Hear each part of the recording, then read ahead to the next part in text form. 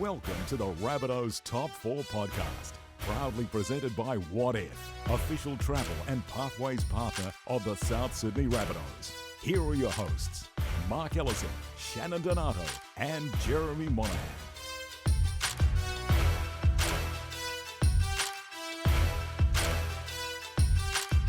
Well, hello everyone. Welcome to the Rabbitohs Top 4 podcast, powered by Audio Technica and proudly presented by What If. What If has you covered for accommodation, flights, car hire and more. So if you're looking for a holiday, travelling for business, or you're just dreaming about the end of the lockdowns and you want to get away, make sure you visit whatif.com/Rabbitohs. What If, it's Aussie for travel. My name's Jeremy Monahan.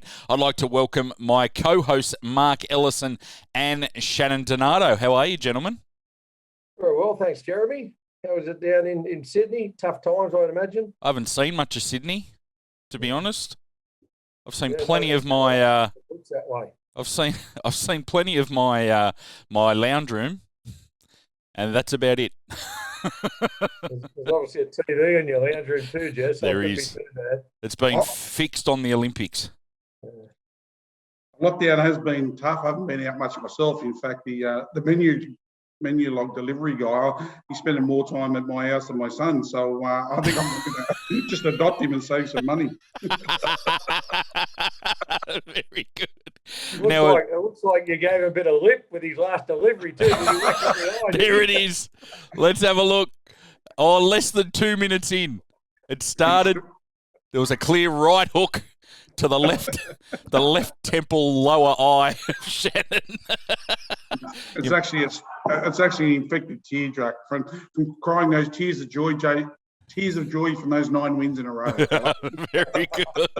Nice comeback, Shannon. Excellent. Well, we've got a very special guest on with us this week, and as always, we play a little bit of introduction music, and of course, this man is the Rabbitohs assistant coach and the incoming head coach of the mighty South Sydney Rabbitohs. Please welcome Jason Demetriou. Hey! How are you, JD? Yeah, good. It's been a good last week. Had the families here, obviously joined us last week out of quarantine, and I suppose just enjoying the ride at the moment.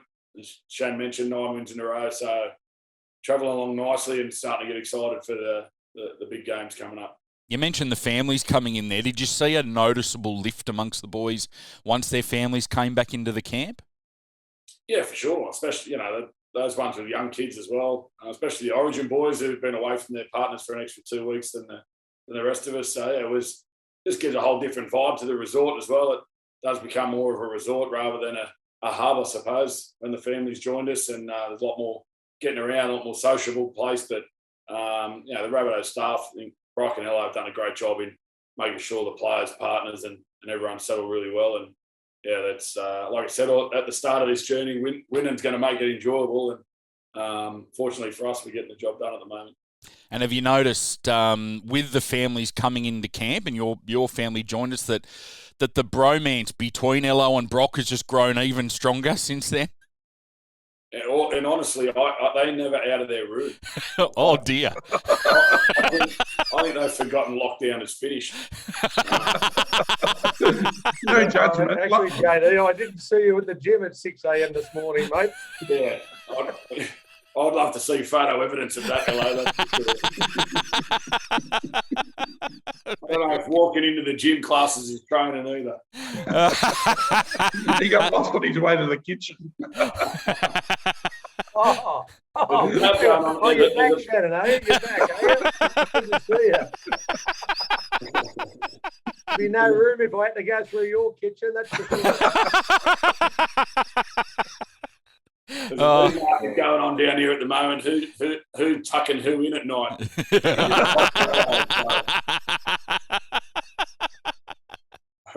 I think Brock got a little cot beside Ella's bed, doesn't he?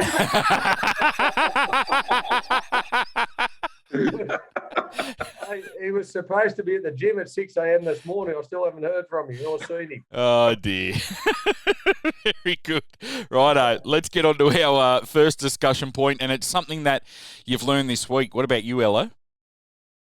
Something I've learned this week that disappoints me, Jeremy. I mean, we look at the game, and there's so many blokes playing the game now that think they're the tough blokes in the game, like because they're sledging blokes that can't, if they fire back at them as a result of a sledge, you know, they get fired up to the judiciary and suspended. Now, you know, there's always been sledging in the game, and it needs to be there. It's active, it's a bit of fun in the game, and it does fire teams up. But when you're getting sledging from blokes and carrying on and making a big thing about it, you know, and then there's, you know, 10 blokes come into what they call a melee. We used to bag the AFL about melees, okay?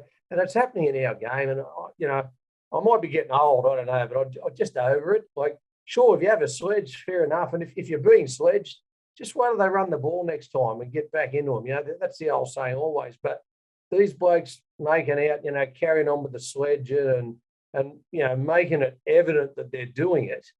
I mean, I don't know what they're trying to achieve, because all they're doing is saying, well, I can sledge him.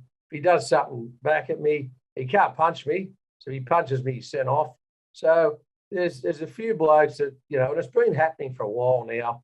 You know, these blokes that think they're pretty tough guys in the game, but you know, they just wouldn't live. I say back in the day, they wouldn't have lived, and they wouldn't do what they're doing now because they'd open themselves up. You know, if they were in a bar or on the street, they wouldn't say that to a bloke from the opposition. You know, because, you know, they wouldn't get smacked in the mouth. And I think it's just ridiculous. And what it's done, the whole week it's been in the newspapers and in the news, and there's other stuff going in the game that's much better, and it doesn't get reported. So anyway, that's what I've learnt. That's my gripe for the week. Nice, Hello. Strong start. Over to Shannon. Well, I just want to finish up with Hello. Hello made a few good points. One of the things he said, I might be getting old and grumpy, and yes, you are, Hello. The second good point you made was the sledging. You know, it is. They're just words, and you've got to be big enough to be. Imagine you and I took offence every time we sledged each other on here. Honestly, it'd be like Royal Rumble, and you'd have two black eyes today, Shannon. Yeah, that's exactly right. Yeah. If we were suspended, there wouldn't be a podcast for 6 years. Yeah. I've seen LA fight. If he and I took each other on, I did say I'd be ducking and weaving his handbag left, right, and centre. I'd be on all the time. But no, I think you make good points, Hello. And the first one is you are getting old, so well done. What I've learnt this week. I've learned that there's no substitute for speed. You know, I was watching the Olympics, and, you know, the Australian 100-metre sprinter, Rowan Browning, ran a 10:05. It was, I mean, the entire Australia Olympic team made us all so proud. It was just a great event. It come just the right time for most of Australia in lockdown, and it was just inspirational watching the Australians and how well we performed in the game. But just looking at some of those athletes for speed, it's just it's unbeatable. And I you know, went from watching the Olympics to watching the game on the weekend, and I thought Josh played really strongly, Josh Means. I thought he had a really good game, but a couple of times he put away, and I thought, if AJ was there, you know, he would have scored an extra couple of tries. And I know we flogged him, but just that speed is priceless, you know. And, you know, we go down that left edge, and Josh is, you know, he's got a lot of great attributes. He's physical and he's strong, but AJ's speed is irreplaceable. You know, they put him away a couple of times, and AJ probably would have went in for tries. So I think that's going to be critical. And obviously, you know, we've got to have those guys for the big games in the finals, and probably doesn't matter whether you come second or third, and we're pretty much guaranteed second or third now.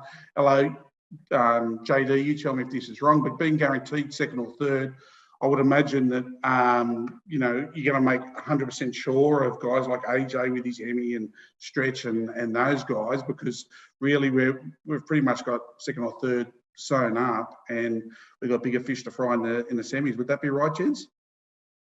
Yeah, I think so. You know, it's not a matter of thinking you've got it sewn up.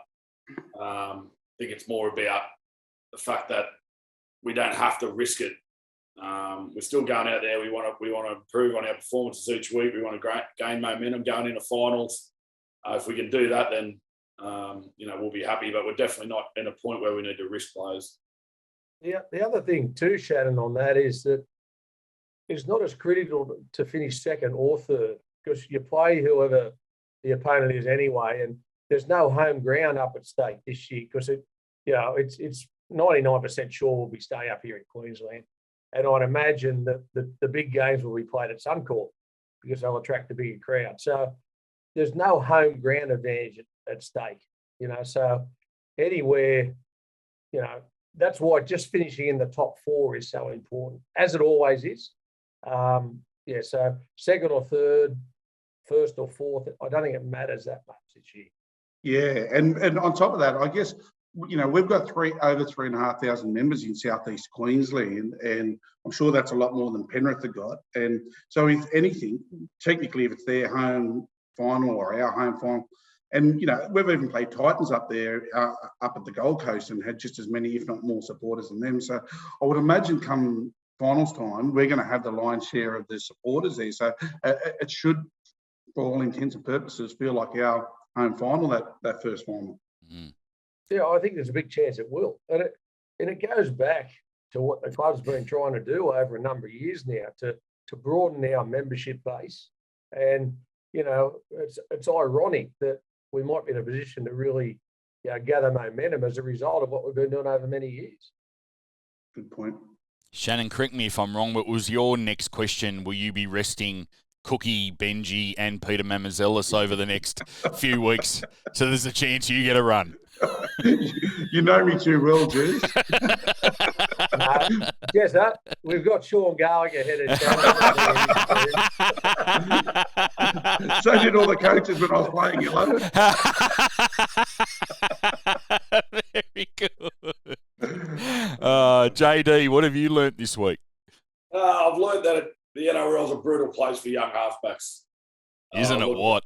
3 of our rising stars built up by the press over the last 18 months and 2 years, and Brody Croft, Tom Dearden, and Kyle Flanagan, and all in out of form and looking for clubs. So what I suppose I've learned as a future head coach is the importance of investing time into these guys and making sure that they got the right people around them to be successful, because they can quickly go from hero to zero, which is a shame, because they're obviously 3 very talented young kids and still got a lot of footy ahead of them, but there's a lot of pressure on those young blokes there. And unfortunately, in this day and age that you mentioned, the media scrutiny these guys are under, some people have that motivation, is to put these young blokes under pressure and see if they crack, which is really unfortunate, rather than boosting them up and trying to help them on their way to a positive career. Yes, it's a difficult one, because you want them to feel that pressure and embrace it and learn how to deal with it, but at the same time they've got over the tools and the things around them that give them the opportunity, I suppose, the freedom to express themselves. You come into a winning team and you've got one player coming up. Pete Mamazellus was a great example for us, who came in and the team was running well. He came in, simple job, got his job done, and showed that he could handle NRL. But if you're coming into a side that's at the bottom of the table, is not winning games, and all of a sudden, Bailey Biondi-Odo was a good example for the Bulldogs on the weekend, who I thought showed some great touches, but the negative press towards him because, again, Bulldogs get beat. It's disappointing for those young guys, and hopefully they've got strong people around them and strong clubs that can help them get through that stuff. Yeah, very tough for the young blokes. Now, for me, something I've learnt this week, it's quite simple. The weather's starting to get a bit warmer down here in Sydney at the moment, and that means finals time's just around the corner. So it's a bit of a, pardon the pun, but a ray of sunlight down here in these lockdown times here in Sydney. Not that we get to see a lot of the sunlight, but it's starting to get warmer, and that means finals are just around the corner. Yeah, I'm interested on LO's and JD's feedback here, but I know as a player, it's even subconsciously when you felt it warmer and you can even smell the sort of grass in the air this time of year and that kind of stuff. Subconsciously, you realise it's finals time. Like when it gets warmer, you just associate that with the finals time this time of year. Was that the case for you guys? Yeah, for sure, definitely. You always knew, it was getting warmer, but when you got to the playoff series, you just realised it was a different level. Everything was on the line and everything was at stake, and you can prepare for it, leading into it, but it's when you get there, it's a remarkable feeling, and it's it's something to savour. And I've got to say, just from personal experience, as I mentioned before, the fact that we didn't get all the way back when I was playing, and we were very close on a couple of occasions. It does, it sits there. You get to that stage and you want to win it. Everyone does, and you carry it with you when you don't do it. I must say. What about you, JD? You can feel it's finals time coming up. Yeah, for sure. You can. I think the things you start noticing is when training's finished and the boys will sit out for a bit longer in the sun and start to go down to the beach for recovery. When we're in Sydney, especially, that's when the weather's warming up and the boys are starting to get excited. They've got through the toughest part mentally of the season, and now they start to lift again. So, yeah, it's important for us that we start looking forward to that, but also keep one eye on what we're doing over the next 4 weeks. As a coach, it's a lot can happen in 4 weeks. It's important that we just keep going. When the finals come, we'll know that we've hit the ground running and we're ready to go. Very good. Righto. Well, let's get into our first top 4 topic of the morning. And, of course, it's the top 4 of JD. Get to know our incoming head coach a little bit better. And, JD, can you talk to us about growing up in Sydney and your family? And did you come from a big family? I come from my dad's Greek, my mum's English. Got one older brother and a younger sister. My dad's side he's got four siblings. My mum had 5 siblings as well, so lots of cousins, all that sort of stuff, all pretty much in and around Sydney, from the St George area to Bankstown and Western Sydney. But pretty much grew up in the St George and Western Sydney area. Loved it. Started playing footy when I was 6. Loved it ever since, I suppose. What was your junior club down there in Dragons territory? The mighty Hurstville United Struggos, mate. There we go. I grew up in South Hurstville, so I'm not far from that area. And you went to Kingsgrove High, is that right? I did, yep. Yeah. Kingsgrove High, yeah. It's went with a lot of guys who went on and did some good things. At Lance Thompson and Mundine came obviously for to play footy, not much schoolwork. Yeah. He was good at footy training days. He was around, but it was a normal Sydney childhood, I suppose, growing up and running around doing the things that you do, and played a lot of touch footy as I got older and headed out to Cronulla way, and I suppose that's where I've ended up out there now. Yeah, one of my claims to fame was when I was 8 years old in year 3, I had a punch up with Lance Thompson over one of those plastic soccer balls you used to be able to buy at the service stations. I went to primary school with Tomo, and I think I played when I was in high school. I played against Kingsgrove High in like Buckley Shield or something like that. I remember playing against Chock and Tomo and a few others. So they were a strong team, Kingsgrove. Where'd you go? I went to Sydney Technical Boys High School in Bexley. Yeah, good. We weren't known for our footy ability, let me tell you that much. You had a great pool, though. We used to break in there on the weekend. We did have a great pool. Because I wouldn't feel too bad hearing the alumni of Kingsgrove High School. They weren't known for their academic ability either. So. I think you played with Willie Peters at school as well? Did I? Yeah. No, I'd left school by then. Oh, had you? Yeah. Willie came and I just left as Willie started. Right.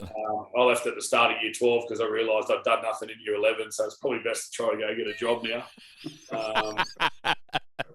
And then Willie started there, and a couple other South Juniors kids, Little Gretch and guys like that joined the school. So, again, it was not an academic decision from them boys. And was footy always on the horizon for you? Was that always an option for a career? Oh, it's always what you wanted to do, what you dreamt of, but I don't think I took the path serious enough as a teenager, especially in my late teen or early teens. It wasn't until I started getting a bit older and started realising what I needed to do to get where I wanted to go. But the other side of it was I was tiny. I didn't mature until I was 17, 18. I got left behind a bit in the growth spurt stakes, but those type of things, I suppose, maybe reflect a bit more on young players now coming through and make sure they have time to. Everyone matures at different ages, and we put them all in the same age bracket, expecting them to be the same. But It was, I suppose when I look back at, I was enjoying my teen years and not probably focusing on the footy as much as I should have. But yeah, look, I can't complain. I'm pretty happy with the journey that it's got me to this point now. JD, speaking about, enjoying the footy and having fun footy, but sort of maybe lack of academic ability, which I'm not accusing you of, by the way, but Ello wanted me to ask a question because he was a bit too embarrassed to ask himself. He wanted to know where the nickname JD came from. I'm not too sure. Someone called at me one day. I don't understand where it came from, but I think I used to like drinking Jack Daniels. I thought it came from that. Well, it was actually a two-pronged question because Ello, not understanding where the nickname came from. He also asked, how do you spell it? I've got to say, Shannon, we all know where your nickname of Yum Shark comes from.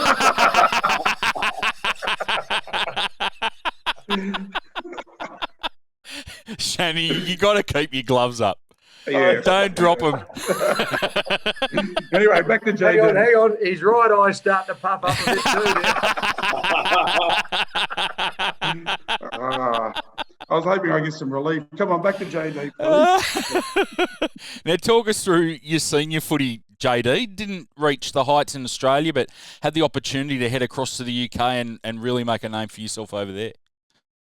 Yeah, I did. I started playing some good footy around that 18, 19 years old, and I had a couple of opportunities as a 20-year-old to go to a couple of NRL clubs, and then Super League, ARL war kicked off, and age groups changed, and reserve grade got dropped, and all those type of things were happening at the time. So I sort of missed the boat a little bit there. And then Grant James, who former employee at the Rabbitohs, suggested that I'd go over to England, and I had a year to go on my trade as a printer, so I finished that and then packed my bags and got the one-way ticket over to England, and I suppose the rest is history. Yeah, I started out there as pretty much nothing, and I worked my way through the lower grades into Super League, and went on to have a pretty good Super League career. And I suppose it's a journey you look back on now that, had I not had that pathway, I wouldn't be sat where I'm sat today. So, a lot of things happen for a reason.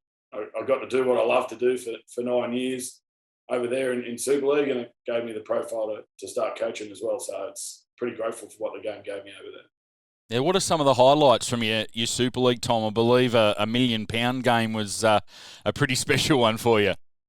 Yeah, it was in a weird way because you're celebrating mediocrity. But we finished in the finals a couple of years before that, and we were starting to turn the club around, and then had a shocking start with injuries at the start of 2006. And over there, when it comes to relegation, if you start your season bad, the press get on your back, and all of a sudden it can spiral downhill pretty quickly, and which it did. Our coach ended up getting the sack, and which was probably needed at the time. And a guy called John Keir came in, and we had 6 games to survive, I suppose. We were 5 points below Castleford with 6 games to go, and we needed to win, we thought, 4 or 6 to stay up. Bear in mind, we'd won 6 of 22 leading into that point. So it was a fair ask. But, anyway, culminated in the last game of the year where we played Castleford, our arch rivals. One of us was staying up and the other one was going down. And it was a packed house, huge TV audience, one of the biggest games I played in, which is, again, bizarre because you're fighting to survive rather than to win a premiership. But, great experience. I was fortunate to score a try, and it's in a bit of folklore history, I suppose, over there now. But, mate, it was a great game to be involved in because of what we achieved in that 6 games. And one of the things we spoke about was not on our watch. We didn't want the club to go down on our watch. And as a group of men, we were committed to making sure whatever it took, we were prepared to do that. And ultimately, that's why we survived. But it led on to good things. We then started to build again over the next couple of years and made finals in 2009, and then led the league in 2010 as well at the first quarter of the season until they sold half our players. But that's the English game for you. But no, it was, I loved it. It was probably one of the the only guy to go over there with no NRL experience to captain a Super League club. So it's something I'm pretty proud of. It's like I said, it's the things you look back on when you finished it, I suppose, you hold it closest to you. LOU had as equally a glittering career in the UK. Sorry. So I was just saying you had equally as glittering a career in the UK. Who's that? You. Oh, yeah. At Doncaster. Who's that? Yeah, well, I played 5 What games. memories are you on? 5 games and a broken arm, wasn't it? Yeah. Yeah. Well, can I just say, A broken heart too, Jed. Your broken arm ended up looking like JD's ankle. I'm amazed that you can walk on that thing, JD, I tell you. It's getting harder every day, Jez. I can imagine. and so's the ankle, I'm sure. Just talking about JD and, the pressure and the excitement playing in the £1 million game. Ello, unfortunately, in his English career, never got to play in a £1 million game, but he has a £1 million event every morning in Australia. It's when he jumps on the bathroom scales, it's a £1 million event every morning. Yeah, at least mine don't break, Shannon. Yeah, the industrial scales are very sturdy.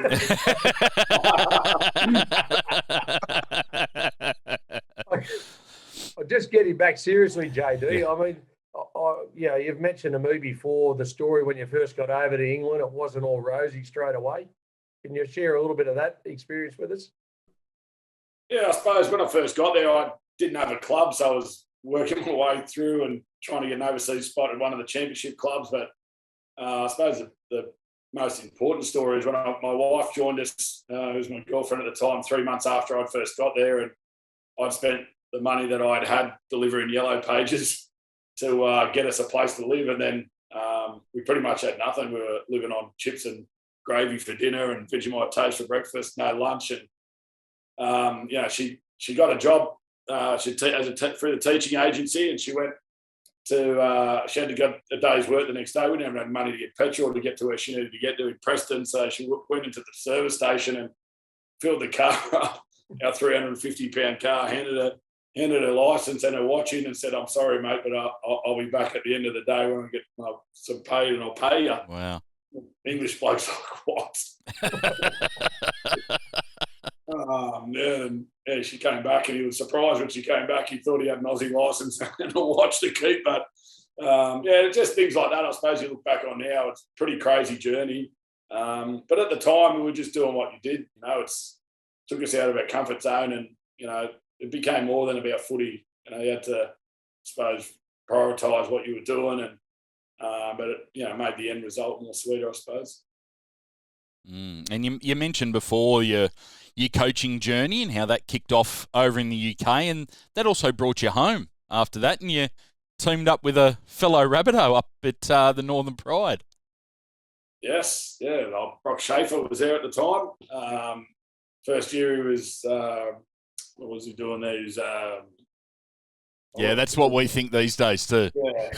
I'm trying to think of his title at the time. Commercial manager, that's it. Commercial manager. And then he ended up being the CEO the year we won the comp, and he got promoted. Won the state championship as well. But, I love my time in Cairns as a young coach. Obviously, to be able to be a head coach in the Queensland Cup was pretty good. But also to go to an area where they just love their footy up there in North Queensland. It's such a big sport up there, both the local juniors and all that sort of stuff, and the Indigenous players that you come in contact with over there, up there, are pretty special as well. So that was a great 2 years. When you get into coaching, you're just taking it year by year and see where it goes. But to be able to do it as a profession over the last 10 or 12 years, sometimes it's such a brutal job. It's hard to do that. But I think the grounding I got at Northern Pride under Chris Shepherd and Brock was a great way to start my Australian journey for sure. We spoke to Brock a couple of weeks ago about the fact that you guys were there on that magical day in October in 2014 when the Rabbitohs broke the drought, but you guys didn't see 1 second of the NRL game to be part of it with us. Yeah, I know. They do a good job on you there. They give you one ticket, but that's for you if you want to sit in the stand. So none of your family or anything can come to the game. So we just went, no, the boys are just keen to get – the truth is it's a public holiday in Queensland. So on the next morning, it's Sunday night at Gilligan's in Cairns is It is as good as it gets. So the boys are pretty keen to get straight on the flight and get back to Gilligan's. Well, they had one detour on the way, JD. They had to find the bookies who gave them 4-1. 6-1. Hello, 6-1. Oh, sorry, 6-1. Yeah. I must have got the wrong bookie, JD. You got unders, Ello. Way unders. 6-1 underdogs we were, and then I never mentioned it at all to the playing group. Plenty of money in your pocket back at Gilligan's, I'm sure. But one of the things that we haven't really touched on, JD, you coached that side. You did such a great job to win not only the Q Cup and the national championship, as you said, but the Pride, that side actually played us in a trial at Redfern Oval, or the IMARC High Performance Centre as it is now, and almost, but it ended up a draw. But you guys were in front towards the back end of that game. That's how well drilled you had that side. That we had the NRL Premiership winning side, and you guys went toe to toe with us in a pre-season trial in the following year, in the beginning of 2015. Yeah, mate. Like I said, I spent 2 years there, and I had a really good core group of senior players that. I suppose, even this year with our reserve grade, it's really important to have those senior guys in your part-time squads, because they're battle hard and they know what it takes to get the job done against men. And I had a core group of guys that were really good local boys that loved playing for the club as well. And underneath that, we had a sprinkling of some pretty talented kids as well. And what they wouldn't have had when they came down to Sydney was they wouldn't have had their Cowboys allocation as well. So that was pretty much a part-time team, which. I said it at the time, I don't think I've coached a better part-time team or been involved in a better part-time team in my time, or seen one as well. So, and that was one of the things we prided ourselves on, that if we didn't have anyone from the Cowboys, we still backed ourselves to be able to beat whoever we played against. And, that was the mindset they had. Then it was off to the Cowboys for you and an NRL Premiership. That must have been pretty special to be part of all that up there. Yeah, it was a crazy 12 months. Just momentum grew that year, as it does, as you guys know, when you win a comp, it sort of builds as the season goes. And I think we lost our first 3. Started the season bookie favourites, lost our first 3, and then finally beat Melbourne in a golden point winner when JT kicked a field goal that started our season off, and then we won 11 straight. But yeah, once we got in the finals, I think we lost our first finals game against Brisbane, and a narrow loss, and then went on to win the next 2 and beat Melbourne in a prelim in Melbourne, which was a huge game for us. Not many teams go down to Melbourne and beat them in the prelim. So, it set up a All Queensland final, and I would still think, was a Tigers tragic as a kid. So the '89 grand final was a big one, but that probably up there as a finishing spectacle. And it's still surreal to me when I look back on it in the box, because you're just constantly looking at the clock and the minutes were counting down, and you thought, it's over. And then Michael Morgan and Cole Felt combined to score that try, and all the drama around JT hitting the post. And the funny thing about that was Cole Felt played 3 games at the start of the year, got dropped, and was unseen for about 4 months of the season, and came back with 3 games to go and ended up being the grand final hero. So it was a crazy year. But just coming back to Townsville, 5,000-6,000 people at the airport, 10,000 to 12,000 at the stadium was unbelievable. And to be involved in the first premiership for the club was pretty special.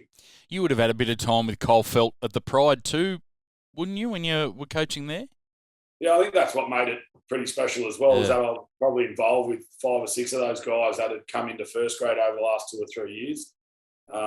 Cole Felt, Ethan Lowe, there was quite a few of them that had come, and Scott Bolton, blokes like that had spent time with us. And so I suppose it made it that little bit more special. And they're so hard to win. They don't.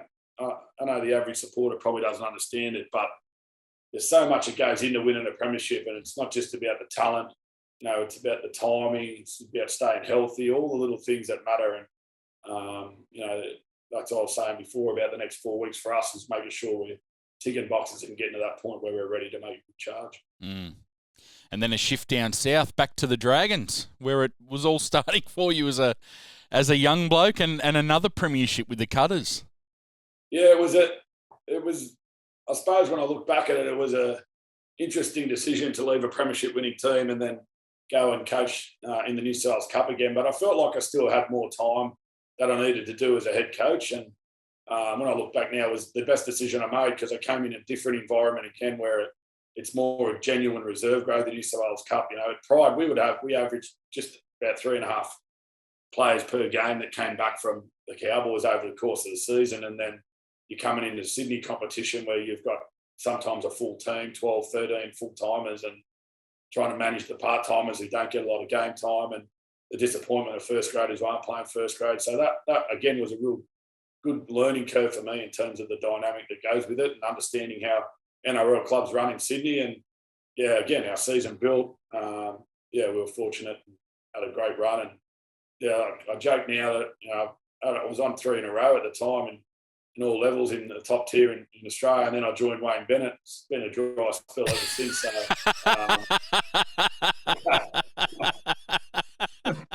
obviously a joke.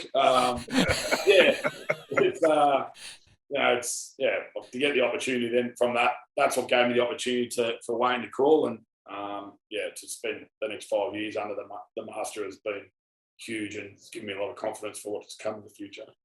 How important do you see it that you've done that apprenticeship head coaching at the lower levels? Because we've seen a mixture of that over some of the more modern day coaches that have come in. We had Madge here who had that experience of going across to the UK and coaching at Wigan, but then you've seen other guys like Adam O'Brien that haven't had that head coaching experience at those senior levels and have gone straight in from an assistance role. How important do you see it that you've had that chance to coach your own teams? Oh, I think it's massive. I think you have to have it. NRL's too brutal to be learning on the run. And you do make mistakes. The coach I was coaching Keithley Cougars as a head coach in 2012 was very different to the coach I am now. And that's because of that 5 years experience as a head coach. And assistant coaching is very different. I've been fortunate under Wayne to have probably a bit different role as most assistant coaches have. But in saying that, it's still, I'm not the head coach. It's very, you're sort of like the big brother, I suppose, who gets to pat you on the back and make you feel good that you're not the guy who's making the tough decisions and being front and centre of everything that goes on. So for me, that experience as a head coach is vital. And, it was interesting because I spoke to Brian Canavan the other day, who's heading up the Coaches Association, and that was one of the things I mentioned was that I think there needs to be a pathway or a requirement that, future head coaches spend some time as head coaches before they get opportunities. And it's not a matter of you got to do it or you don't. It's a matter of looking out for those guys and giving them the experience they need, because ultimately that's what you're going to be judged on. And if you're not got that pathway, within 2 years you could be out of a job and never get a job again. For me, I agree with that too, JD, because since the game has become professional, it goes back, 15, 20 years off the top of my head. I can't remember when it actually started, but a lot of the coaches had formal training and education being teachers. Okay. A lot of them PE teachers, which is significant for coaches.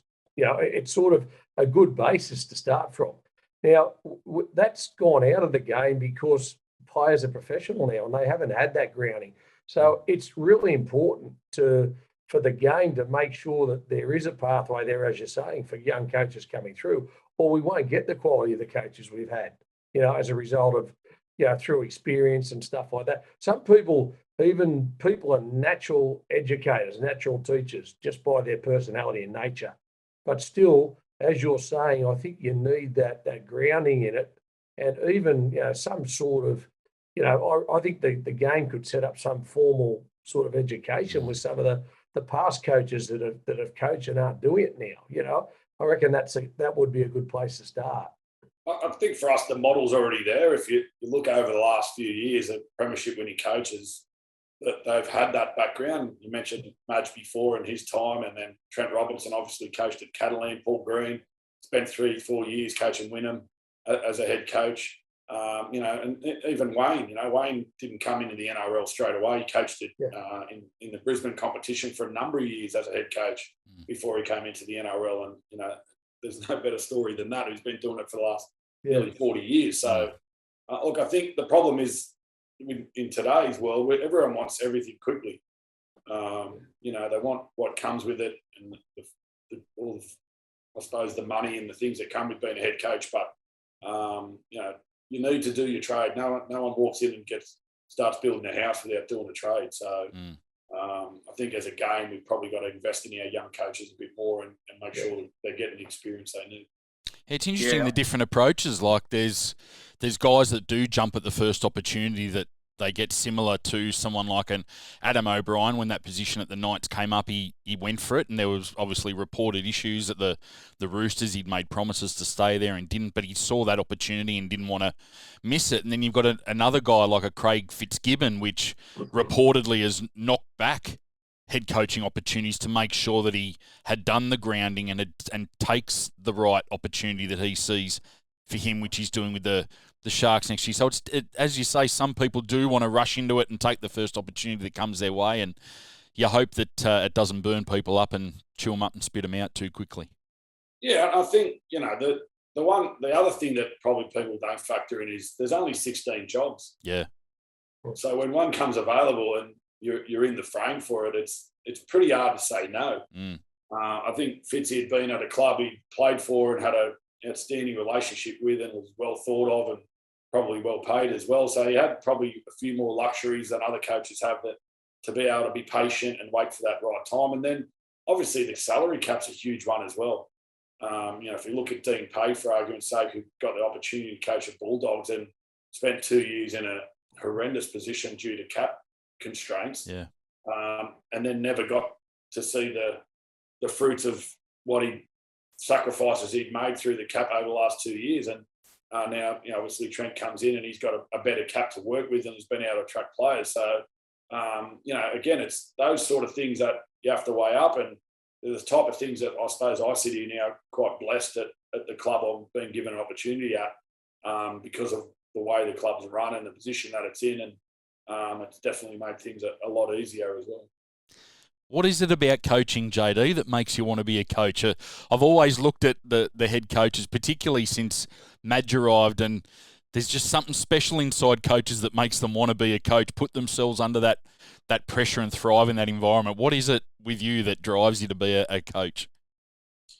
I think there's two sides of it to me. It's that tactical and technical challenge as well, and breaking opposition teams down and finding ways that you can grow your team that is going to be successful.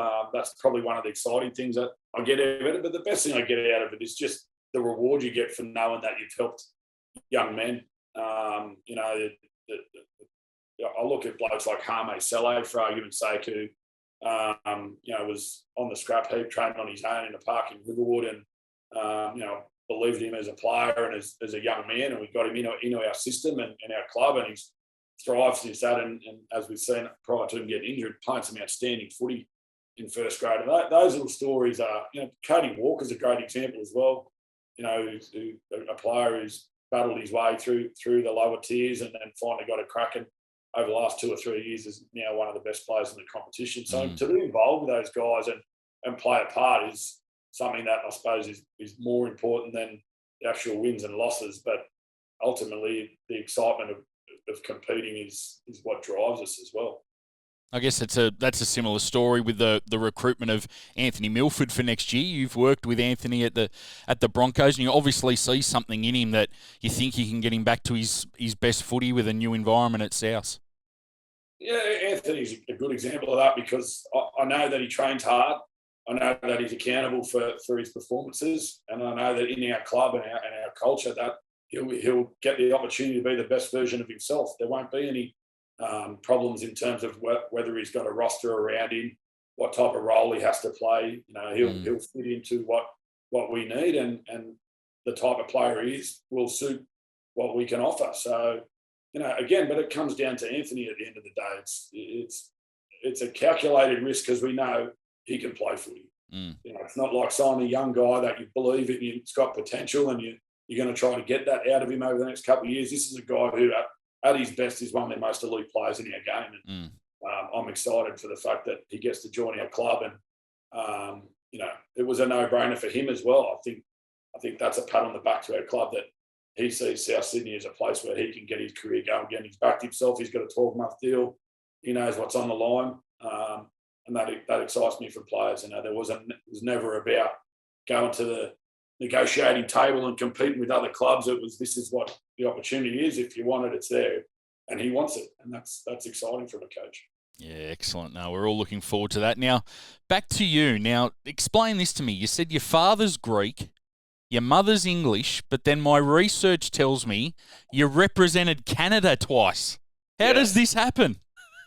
Well, my mum's parents are English, but my nan was born in Canada. So her father used to travel 6 months on, 6 months off in England and in Canada and for work, and happened that she was born over there in Alberta. She loved it, always grew up telling me that she was Canadian, even though she wasn't. But so again, the opportunity came to play in the emerging nations in the World Cup, and well, what an experience that was. I remember I played against, we turned up to get our gear, and they give us shorts with these like ruggers with pockets in them and big long sleeve cotton jumpers. And the first game we played against America, we defended the first set. They kicked it down the end, and the fullback picked it up and kicked it down the other end out of the full. He thinks he's playing union, so he's just rucking the ball back down the other end of the field. This is going to be a fun 2 weeks. But again, I love that there were some Canadian guys there that just wanted to try something and do something new, and they're actually quite physical and good athletes. So we ended up beating Japan in one of the funniest games I ever played in. The Japanese could move the ball, but they just run and Mr. Miyagi hit you and fall off. And it was a great experience. Again, that's what our game gives us. It gives us the opportunity to meet new people, and I suppose as a player who's been in the game for long, to give back to people who don't understand what our game offers. And it's a shame the World Cup's not going ahead this year in terms of that, but it's great that we've got it on and in the right way in 2022. It's very good. We often have a joke with Shannon about his illustrious international career. He captained Italy, which he's very proud of, and it's going to lead into our top 4 topic later on in the show. But I couldn't work out how you'd represented Canada. Do you know the national anthem? No. I did learn it at the time, but it was, what was it, 2000? So it was 21 years ago now. Yeah, I don't remember it anymore. But half of them spoke French too, which was a bit weird. Oh yeah. So, half of them had broken English and spoke French, and the other half had strong Canadian American type accents. But the best part was the managers were trying to get everyone to pay for their gear, even though the RFL had already paid for it. So Shannon, the manager of that team, was he? Did he have his leather bag? Yeah, his leather bag. I had to pay my way through high school, hello.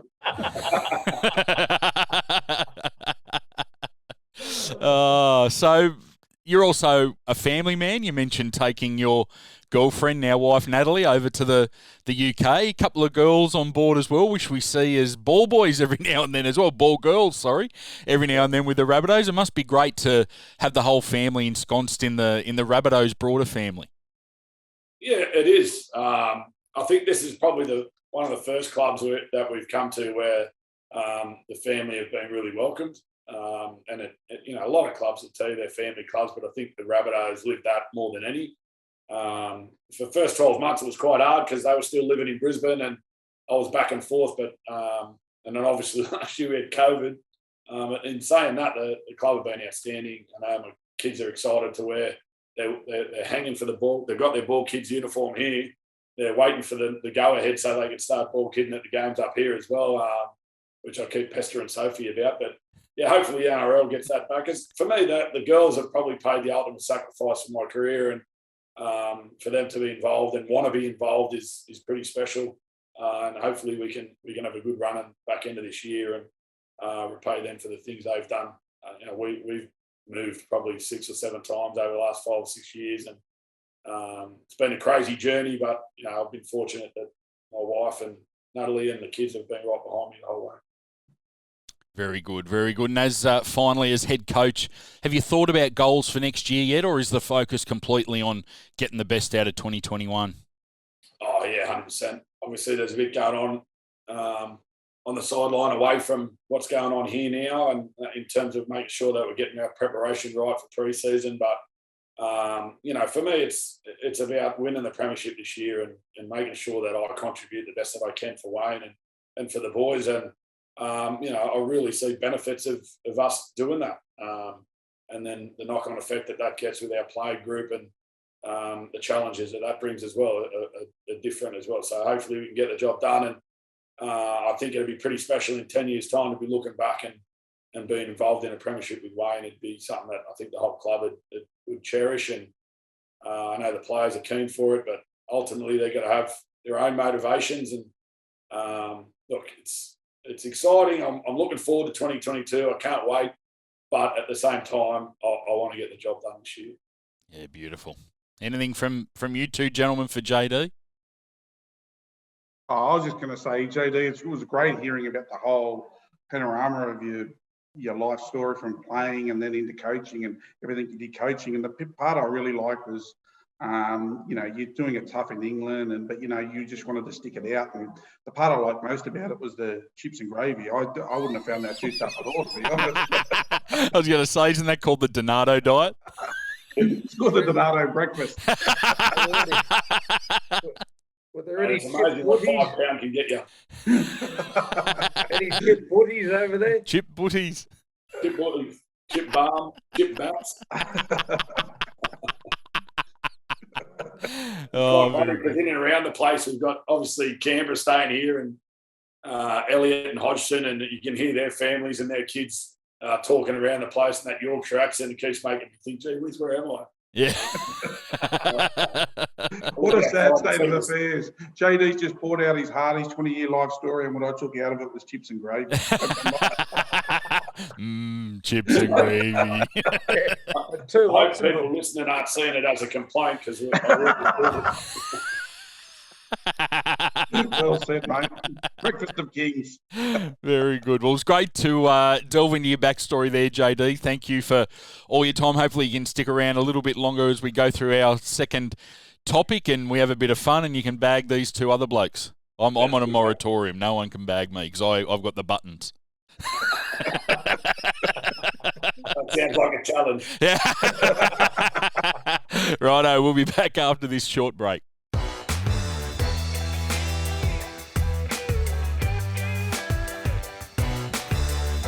Now, unfortunately, the Rabbitohs merchandise store, the physical store, is still shut due to the lockdowns in Sydney, but you can shop online 24 hours a day, 365 days a year at shop.rabbitohs.com.au. So no matter what you're looking for in the red and green, we've got it for you. And Shannon, there's a whole range of stuff online. And what have the boys got in this week that's new to the store?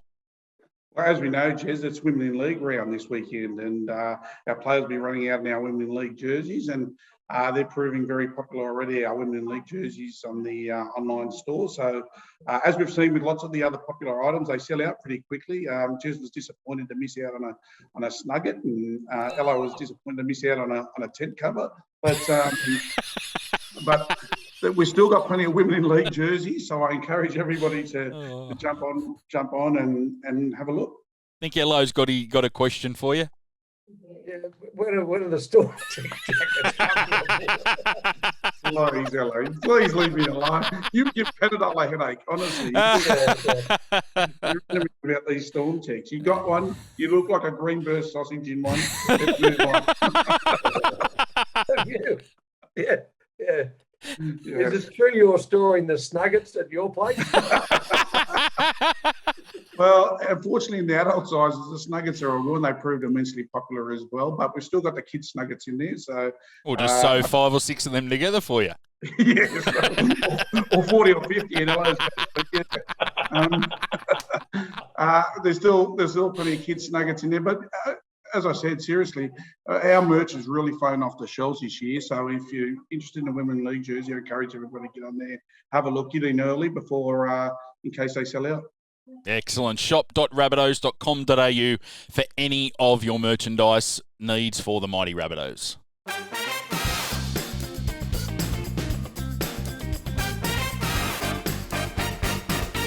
Now, I've picked a bit of a more difficult topic for this one. It's the top 4 unusual countries which our Rabbitohs may have played international footy for. We mentioned JD's stint with Canada and Shannon proudly captaining the Italian side, and how that ever happened,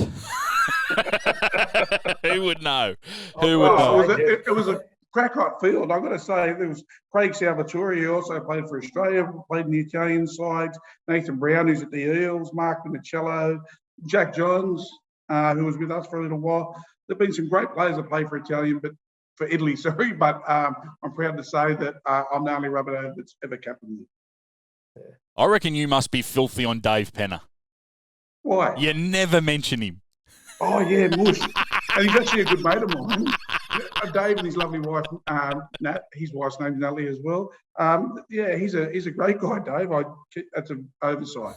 But thanks for pointing it out, Jez. We've also had young Mark Zarini that's played a bit of flag footy for us play for Italy as well, but we know Shannon doesn't get there that early for the footy, don't we, Ella? Yeah. Or there's too many young Henrys and Garlo's pies under the belt to care. Well, one thing Shannon asked JD, does he know the Canadian national anthem? I mean, Shannon doesn't know the Italian national anthem, but he certainly knows the national dish. It's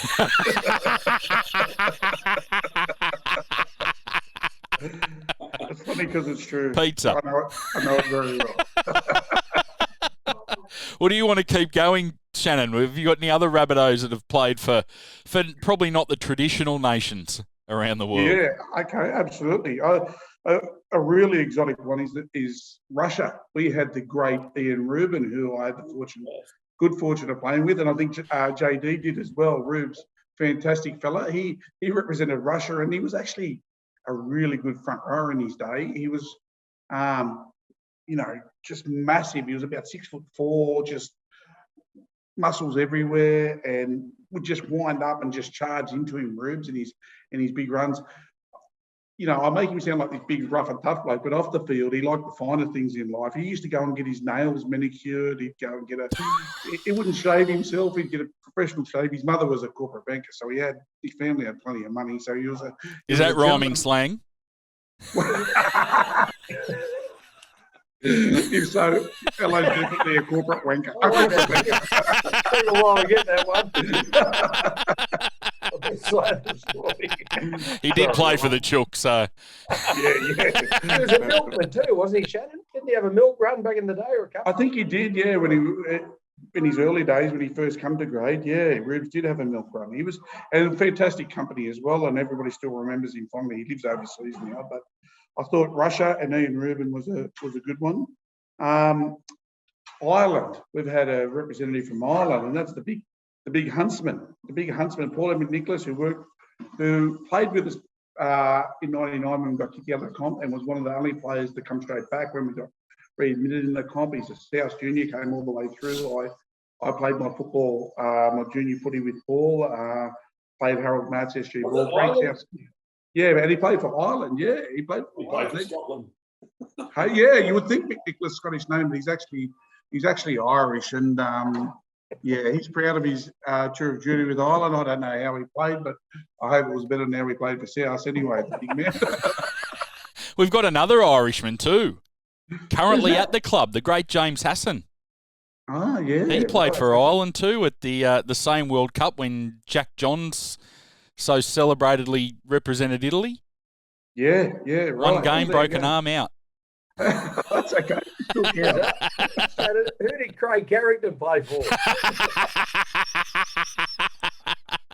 JD, somehow Shannon works in his great mate Craig Carrington into every podcast, and we've worked out is it a blinds company, Yellow? Shutters. Shutters, yeah. Discount on the shutters in his house. So and Shannon's moving into his new. Shannon's moving into his new 6-bedroom mansion at Vaucluse, so he needs some shutters. I just wish I had some mates who had some breweries, and then I would be talking names left, right, and centre. And a shout out to Dan and Oscar at Young Henry's, fantastic fellas. So that's Ireland and Russia. What are some other exotic ones? Well, we actually had a player who played for South Africa back in the day, and I did Jez's trick and referred to the old annual report and former internationals. And Fred Anderson, he played for South Africa. So that's a pretty exotic mix there when you Russia, South Africa, Ireland. You mentioned all the Italian greats and me heading up that pack, of course. And then maybe I might just finish off with Just before you finish with South Africa, you obviously didn't look too hard because there's 3 of them. Oh, is there? There's the great Fred Anderson. There's Sean Skelton. Oh, I remember Sean. Yeah. Good guy. And Alan Skeen. They all played for South Africa. Genie. Oh, is that right? Old Skeen dog. Oh, there you go. What era did he play in, Hello? What year? Sorry? Skeen, what years did he You're play? telling the story, mate. Give me all the research. It wasn't during apartheid, I'll tell you that much. Well, I love to throw rocks from the sideline. I'm going to be interested this week if he goes with his usual. Oh, you know what? I had all the ones that Shannon had. Let's see if he brings. Shannon got all mine. Shannon got all my ones. Let's see what he brings to the party this time. All right. So there are my 4 anyway. South Africa, Ireland, Russia, and of course the great Italians. Right, over to you, Ella. Well, I've got the Burgess brothers that play for England. Oh, very exotic, Hello. Really exotic. A lot of thought went into that. Well done, mate. There's a bloke called Donato who played for Italy too, I believe. James. Yes, I was going. When you put the run sheet out, and I actually had a look at it this week, the top 4 we normally do is something that's new for each program. I mean, I don't know what episode we're up to, but we've known Shannon's playing for Italy for 22 out of 24. Correct. Which is more than the first grade games I played too. I was going to say that's more appearances than he made anywhere else. Not as many appearances as the Chinese restaurant as the juniors. In the Hall of Fame up there, Ella. You may have been able to represent China, Shannon. Yeah, I'll tell you one person who was going to represent Scotland was Campbell Graham. Oh yes, at the World Cup last year, and he didn't the elimination games for the World Cup. yes. So he didn't get to do that. I think he had surgery or something like that, so he didn't play. But that was one that's quite exotic for the game. But yeah, that's you guys have got them all nailed. What about you, JD? Any famous guys play with Canada with you? Hang on, Jez. Hang on. Before we go off that, so Ella, you've had a whole week to prepare, and you come up with the Burgess brothers from England. Definitely got picked for Scotland. That's your top 4 of international. That's the other one. You already mentioned the. I obviously knew Ian Rubin. I spoke about him as the milkman. And he had Alan Skeen Well, for South Africa. I mentioned the other one. So you're paying $1.04 to say that, Ella. Shannon Campbell Graham almost played for someone. Yeah. That's only a half mark. So you nominated one and a half countries. One of them was England. Oh, sorry. I got Craig Carrington wrong. I admit that. I didn't get Reuben wrong. I knew you got your milk free every morning as well. So. Craig played for the independent nation of Redfern.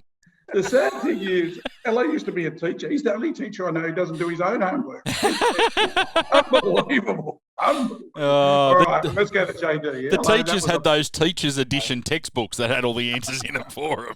What an effort from Ella. One of your best. One of your best today, Ella. You went first, Shannon. I think yours. That's right. I forgot. I said yours. Yeah, apologies. Just hope your joke's better than your exotic.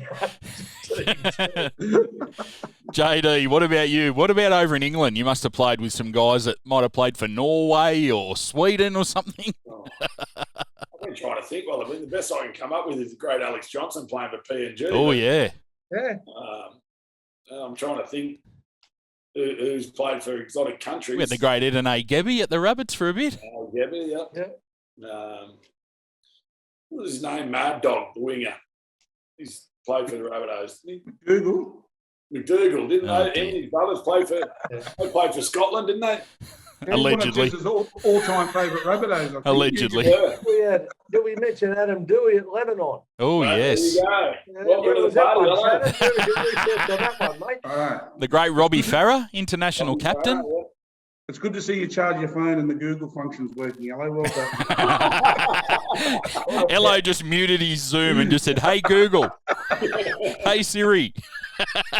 I'll tell you what, there's one member of the Rabbitohs who would have loved to play for Lebanon, and that's Edwin Farah. Oh yes, He'd have loved to play. He'd nearly made it in Oztag, I reckon. he'd still be stretching for that now. We've He's had the one greatest game- stretcher. We've had one game of staff touch, and it's never been played since because Eddie Farah, the only bloke who warmed up and stretched, tore his hamstring running down the sideline. It was one of the great moments, I got to say. Oh, what a dummy stick. Threw the ball down, stormed off the field, straight on the normal text. Oh dear, He missed 3 games as orange shirt too. he did. He And did. that's when we started our winning streak last year.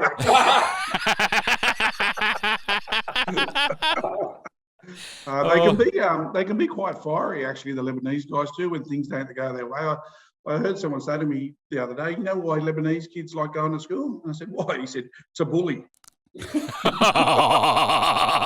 Oh, dear. Always about food. Oh, no. Well, I've got some nominations for you. Let me throw these ones in for you. What about the nation of Greece? We've got the great Peter Mamazelis that's played 7 tests for Greece. Nick Mugius played for Greece. Chase Robinson also represented Greece. And representing the mighty Rabbitohs sponsorship team, we've got Aristotelli Tacticos that's also played for Greece. Big Telly. Feels like a Great dick. thing. I'm not sure whether he played or he was the mascot, but it didn't say in the record books, but we'll give him a game. And then I also had the USA. We had Eddie Pettyborn play for the USA and also Junior Vivai. So they were always fun to watch remember the Sevens back in the 90s? They were always fun to watch where they'd set up in a gridiron scrimmage formation and hurl the ball downfield and get called back for a forward pass. Not understand I why. gotta say, Jez, I didn't have a lot, but yours are a lot more interesting than Shannon. Actually, I've got to say, mentioning the States and Junior Vivai, I was just wondering, did his mother have a stutter? There's every Very chance. unusual name. Very unusual name. That's a very good. Yeah, very good. Very good. Righto, well, let's see. With the World Cup being played next year, we might have some new names for that list. So we'll check all that out next year.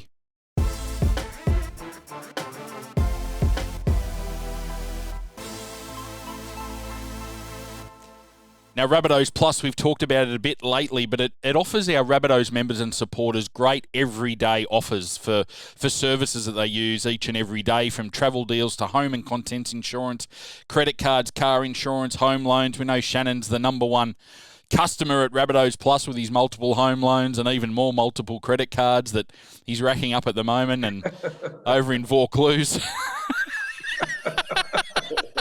Please. Let me just say, you forgot to mention car loans, Jez, and now it's a episode we've got JD on as a coach. It reminded me, I ran into my old karate coach the other day, and he'd used Rabbitohs Plus for his car loan, and he was telling me about it. He said, mate, great rates, fantastic product, all the Rabbitohs Plus products with the car loans, fantastic rates. And he was a really good karate coach, and I said to him, oh, what car did you buy? He said, a Kia. Oh dear. No. Kia. Suttons won't be happy with you. They don't do Kias. Yeah, apologies for the Oh dear. There's another one we've got to censor, Jez. No, I know. Got to get the beep button out. I just can't get the image of you doing karate out of my head. Well, mate, JD, funny you say that. I've got a story to share. I used to do a bit of coaching when I was young. I think Elo and Jez know this. I coached James' side when he was in the under-8s at Mascot. And one point during one game, I had to call him to the sideline. Sorry, mate, my phone's going off. Oh, here we go. You bagged Elo last week for the phone. Apologies, sorry. But yeah, I was coaching James' side in the under-8s in Mascot in the local league. I just wanted to impress you with my coaching prowess, mate. One point during one game, I actually had to call James to the sideline. I had to have a word to him. I said, mate, as a coach young men, I've got to explain to you. You understand what cooperation is, don't you, James? You know what a team is. And James nodded his head and he said, yeah, I know, Dad. I said, mate, you understand what matters most is not whether we win or lose, but how we play together as a team and we all play, not so, how we play, how we all work together as a team. He said, yes, Dad, I do understand that. I said, so I continued, I'm sure you know that when a penalty is called, you don't argue with the ref, you don't swear, you don't attack the referee or call him an imbecile or anything like that. You know that, don't you? He said, yep. And I said, so when I call you off the field so that other boys get a chance to play, it's not good sportsmanship to call your dad dumb or a fat, baldy idiot or anything like that. You know that? And James nodded. He said, yes. I said, well, good. Do me a favour. Go over there and tell your mum explain that to you. Or your mum called me.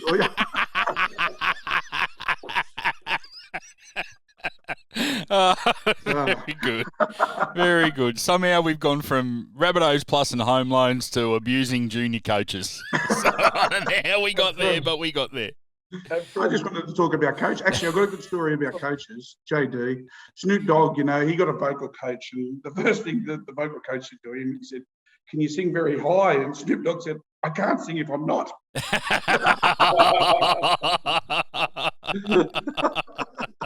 You were going to say something, hello, before you were interrupted by that terrible joke. JD said he couldn't imagine Shannon doing jiu-jitsu, but I'm sure he could as a sumo wrestler. I just wanted to know how many coloured belts you had to wear at once. Had them all tied together. I know all of them. They called yours the rainbow belt.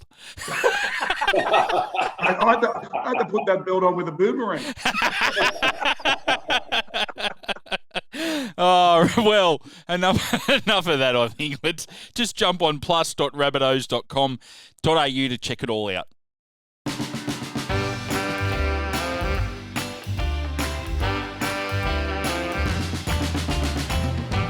Now, our trivia question last week, what's the biggest crowd that the Rabbitohs have played in front of in their 113-year history?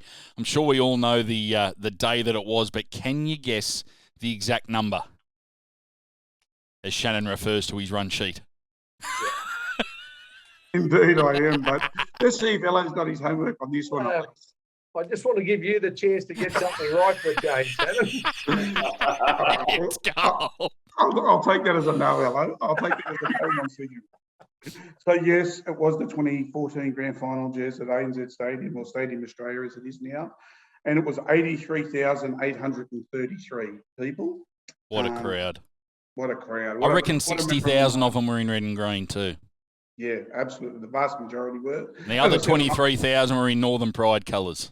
The other 23. but they left because they were chasing the bookies. I'll jump into next week's question. We've gone way over time today. What's the biggest winning margin in Rabbitohs history in first grade, and who was it against? Now, the hint was it's back in 1910. It's 111 years ago, so it was clearly one of the clubs that was playing back in the day, one of the foundation clubs. So we'll go through the answer to that next week. But what's the biggest winning margin for the Rabbitohs in first grade? That's a big effort, Jess, because the tries would have been 3 points. Yep. Back then, too. Yep, that's true. So it was a big effort, very big effort, actually. I'm hoping we look like we're a chance of getting past it a couple of weeks ago. But let's hope we can keep piling the points on, and we'll come back with the answer to that trivia question in next week's show.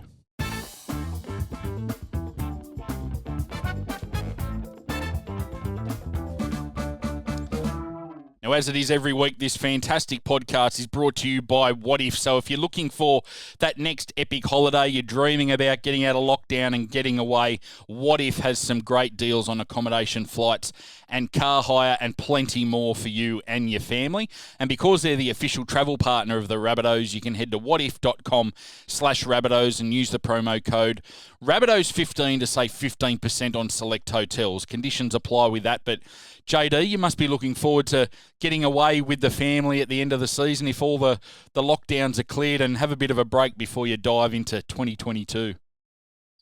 Yeah, for sure. The girls were talking about that the other day. I told them that they'll be on holidays when the final series is on up here, so there'll be no homeschooling, which will be good. But hopefully we can get back to some normality. And people can start getting around again. But looking forward to a holiday, that's for sure. But hopefully it's to celebrate.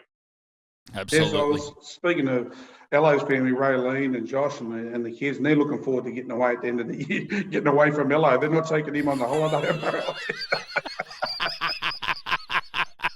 I was going to say there was when the families all came into camp here, there was a great uplift in everyone. And it was a bit like my house when I came up here. I mean, they thought it was fantastic. I was going away. Very good. Jump on board. Sorry, Hank was upset though. Hank was upset. I was little Hank. Yeah. He probably misses Marnold more than he misses you, Ella. Yeah, probably. Young Michelle that works in the football department. She's the dog babysitter when they pop into Redfern Oval, and I know Hank's made a few visits to Marnold over the months before you came up to Queensland. So jump onto whatif.com/Rabbitohs. Use that code Rabbitohs15. You can save 15% on select hotels.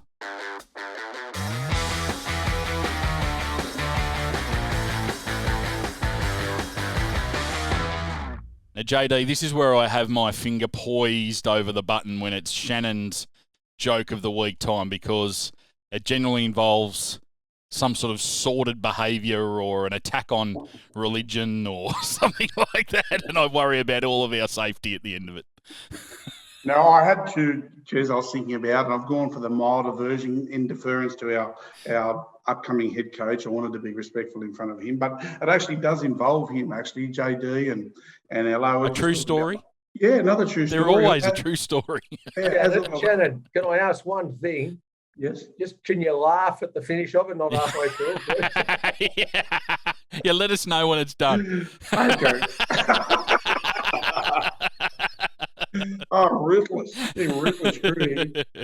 Now, it's a story about last weekend. Obviously, the COVID restrictions in Queensland eased, and the NRL sort of kept theirs on a little bit longer, but they finally relaxed them enough for the players and the coaching staff to get out. And after those COVID restrictions, Ello and JD were just busting to get out of the hotel, go somewhere different. So they went down the local surf club for a beer, and they went in there, and there was a lot of people in the surf club. And as you know, in clubs, it can tend to be a bit of an older demographic in there. And they sat down and they're having their beer, and Hello was looking around, and he looked at, he saw two old blokes on the other side of the bar, and he says, "Oh, JD, you see those two old, scruffy, grey-headed, somewhat chubby old blokes across the bar? I reckon that'll be us in 20 years. And JD turns and says, "Hello, you idiot. That's a mirror."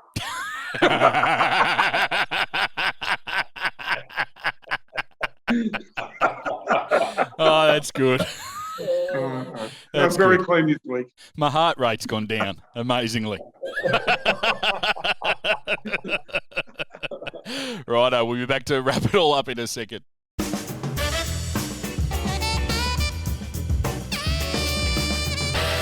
Well, thank you everyone for listening once again. Jump onto rabbitohs.com.au/podcasts or Twitter and send us your topic suggestions that you'd like to hear us talk about here on the show. Please leave us a review and a rating, and hit that subscribe button on the Rabbitohs Podcast Network. And don't forget the other podcasts that we have on the network throughout the week, the weekly media conferences. That includes the players and also Wayne as the head coach at the end of each week. We've got the Rabbitohs Insider audio version, and we've also got Rabbitohs Radio with chaps Mavo and Brownie. They've been putting out some great content lately through the Rabbitohs Podcast Network, and it's always I wait in anticipation each week to hear their show and the guests that they get on as well. So they're doing a great job. And JD, thank you very much for your time. I know it's busy up there in Queensland, but thank you for taking the time out today to have a chat to all of our members and supporters on the Rabbitohs Podcast Network and the Top 4 podcast.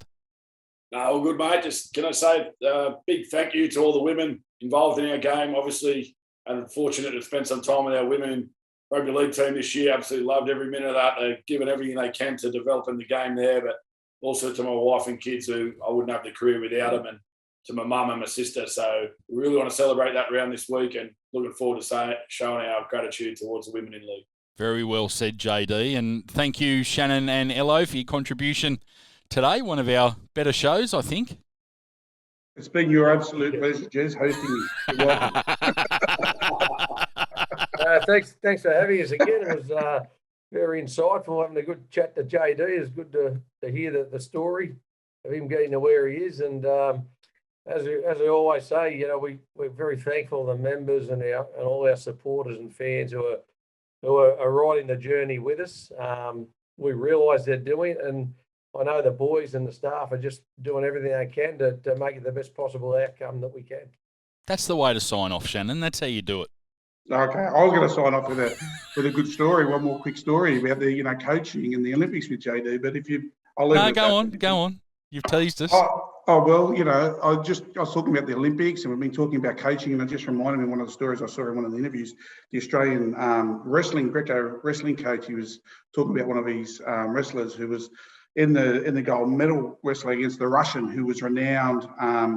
He'd won the last 2 gold medals in Greco-Roman wrestling, and he had a move called the pretzel, where he'd twist them, and they'd if you twisted too far, they'd either have to tap out or they'd dislocate their shoulder. And the coach was talking to his wrestler before it. He said, "Don't dip your right shoulder, because that's how he gets you down, gets his weight on top, and he starts twisting you." And the move's called the pretzel. He twists you like a pretzel and dislocates your shoulder, or you got to tap out. He said, "Whatever you do, don't dip your right shoulder, or he'll be on you." So, young Aussie wrestler, he's got in there and he's going really well. There's only about 30 seconds to go, and he's just fatigued a bit. And he forgot. He trips his right shoulder, and sure enough, the Russian gold medalist is all over him. He's twisting him in. The coach just thinks he's worked so hard for years to get here. He's gone. Nobody's ever got out of the pretzel twist. He's got him in the pretzel twist. He's got him over and over. And all of a sudden, somehow the Aussie just throws him off to the other side of the mat, jumps on him and pins him for 3 seconds, and he won. And the Aussie coach, he said to his young bloke after, the young Aussie wrestler, he said, "How'd you get out of that?" He said, "I've never seen anybody get out of that." He said, "Well, he was twisting me and I could feel my shoulder starting to go, and I was in all sorts of trouble, and I was ready to tap out." And he said, "I saw a pair of dusters just pop out the tights, He said, "So what'd you do?" He said, "Well, I bit him." He said, "Oh, is that why he jumped off you?" He said, "No." He said, "Well, how'd you get him off him?" He said, "They were mine."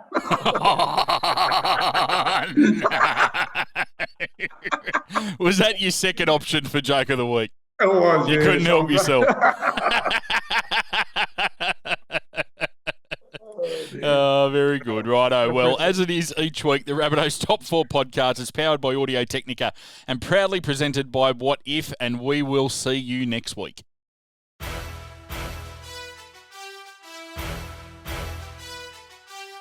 Thanks for listening to the Rabbitohs Top 4 podcast, powered by Audio Technica and proudly presented by What If, official travel and pathways partner of the South Sydney Rabbitohs. Support the club and visit whatif.com/Rabbitohs to book your next trip. Don't forget to use the code Rabbitohs15 to get 15% off select hotels. Conditions apply. What If? It's Aussie for travel. Please leave us a 5-star rating and subscribe wherever you get your podcasts. Up the Rabbitohs.